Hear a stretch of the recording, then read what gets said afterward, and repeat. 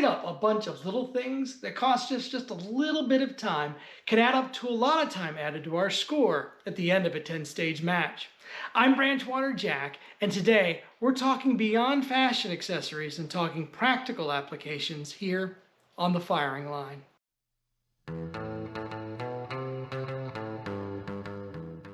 During a trail drive, cowboys packed light for a trip that would usually take several months, with a wardrobe usually consisting of one pair of pants and just 2 shirts.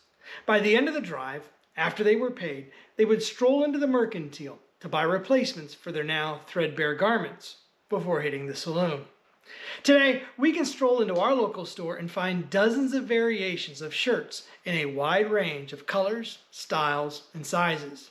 Many times back then, cowboys were lucky to find a shirt in just one of 2 sizes, either too big or too small. Sleeve garters became a very common accessory in the later half of the 19th century. As men's ready-made shirts usually came with an extra long sleeve length, these sleeve garters allowed them to customize their sleeve length and keep their cuffs from becoming soiled when working. Today's action shooting sports are many times won or lost based on economies of motion. Wasted motions add up to wasted time added to your score. Remember, smooth is fast. Additionally, any wasted action that we take has the opportunity to distract us and detract from our performance. One of the things that I found in ready-made clothing is the same thing that folks struggled with in the late 19th century. All the sleeves are too long. What am I to do? Well, I have a couple of options of how to deal with it, and there are also some limitations on what I can do. While it is acceptable for female competitors to wear short sleeve shirts, male competitors are not allowed. We also need to discuss how the Shooter's Handbook defines short sleeve shirts. Short sleeve shirt for males' clothing. A shirt with sleeves that do not extend to the wrist. Rolling up the sleeves on a long sleeve shirt is acceptable. Fastening or securing the rolled up sleeves in place is the same as a short sleeve and is prohibited. So, what can I do? I could pull them up and get them out of my way. However, if I have to pull them up and move them after the beep, I just wasted a motion, and that costs me time. I can roll up my sleeves to keep them out of my way.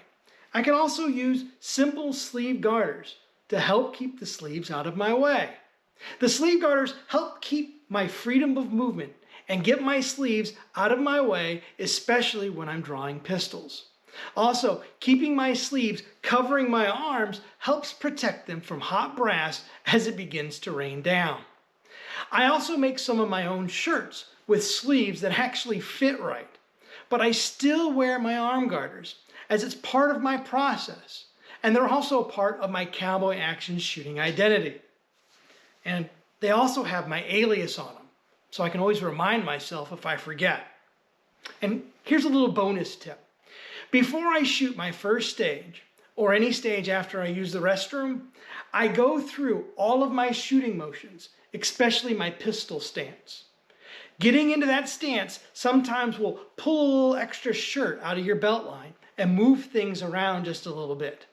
It's better to get that done and out of the way and get yourself readjusted prior to shooting the stage than it is during it, as it can be also another distraction, or it can also shift your belt or something else to a place where you're not expecting it. So next time you see someone wearing a pair of arm garters, I hope you realize they aren't just a fashion accessory or a piece of bling for a costume category. And if you find that your sleeves are getting in your way, maybe you'll try using a pair. And we'll see you next time on the firing line.